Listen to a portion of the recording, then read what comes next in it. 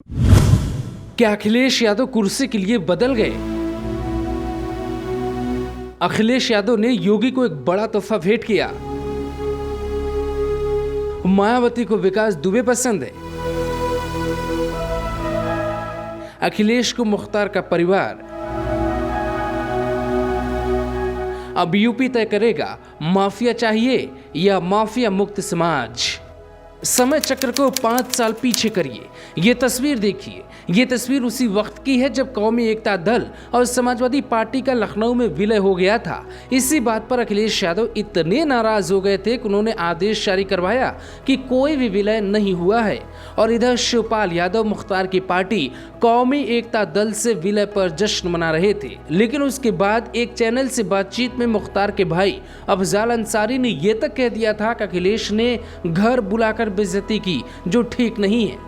अब देखिए, वक्त का पहिया घुमा तो अखिलेश यादव उसी परिवार को ठीक अपने बगल में बैठाकर मुस्कुरा रहे थे। 2022 में मुख्यमंत्री बनने का सपना देख रहे थे। तो फिर सवाल उठता है कि आखिर इन 5 सालों में ऐसा क्या हुआ कि अखिलेश यादव को बदलना पड़ गया? क्या इन 5 सालों में अखिलेश ने ये समझ लिया कि यूपी में सियासत करना है, सत्ता तक पहुंचना है तो मुलायम सिंह यादव वाली ही राजनीति ठीक है? क्या अखिलेश ने ये समझ लिया कि माफियाओं से दूरी यानी सत्ता से भी दूरी हो सकती है? या फिर अखिलेश यादव को ये पता चल चुका है कि सपा माफियाओं या उनके परिवार के लोगों के आशीर्वाद के बिना गद्दी तक नहीं पहुंच सकती?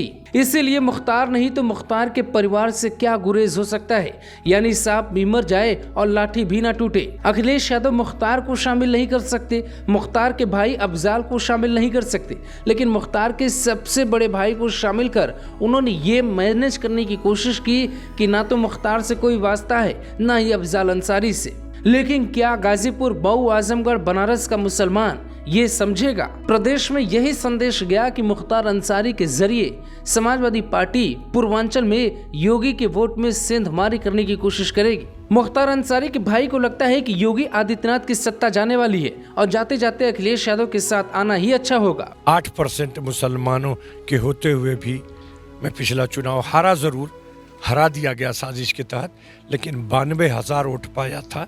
इस बात का सबूत है कि हम किसी धर्म के बंधन में बांधने वाले लोग नहीं हैं। एक आखिरी सवाल पूछना चाहूँगा, एटीएस की जगह जगह तैनाती की जा रही है, क्या इससे क्या कोई खतरा नजर आ रहा है आपको? ठीक उसी तरह से इस सरकार में भी किया जा रहा, जैसे हिटलर कर रहा था, कहीं बम गिरा रहा था, कहीं एटम बम गिरा रहा था। उसी तरह इस सरकार में बैठे लोग CBI, ED, मीडी, ईडी, ये सब अपने विरोधियों को कुचलने के लिए कर रहे हैं। आज देश संविधान के कानूनों पर नहीं चलाया जा रहा, आज देश को RSS के कानून पर चलाने की कोशिश की जा रही है, जिसे हमारे प्रदेश की जनता तो बर्दाश्त करने को तैयार नहीं है। बहुत बहुत धन्यवाद हमसे बात करने के लिए। तो ये थे मुख्तार अंसारी के बड़े भाई, जिनका साफ तौर पे कहना है कि देश को संविधान के अनुसार नहीं चलाया जा रहा है बल्कि RSS के कानून के द्वारा चलाया जा रहा है और 2022 में समाजवादी पार्टी निश्चित जीतेगी, ये उनका नारा है। कैमरामैन संजय के साथ शिवम श्रीवास्तव, ग्लोबल भारत, लखनऊ।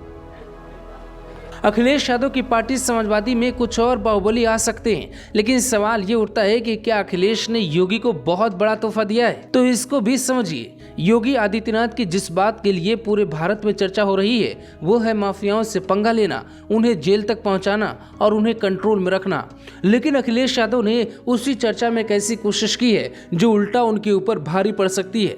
मुख्तार अंसारी के परिवार का स्वागत तो हो गया, मानते हैं मऊ, आजमगढ़, गाजीपुर, वाराणसी में इसका असर समाजवादी पार्टी के पक्ष में हो सकता है। बाकी 70 जिलों में अखिलेश क्या तर्क देंगे और अखिलेश इसके पीछे क्या तर्क देंगे कि माफियाओं या फिर उनके करीबियों या उनके परिवार से दूर भागने वाले अखिलेश आखिर गले क्यों लग रहे थे? योगी आदित्यनाथ के लिए ये घर बैठे तरक्की वाली बात हो गई, लेकिन सवाल उठता है कि जो अखिलेश माफिया से दूर भागते थे वो अब माफियाओं के परिवार के टच में क्यों हैं? जो भी है, बदले के भाव से सियासत करने वाले अगर बदल जाएं तो सवाल तो खड़ा होगा ही। Shivam Srivastava, global Bharat TV.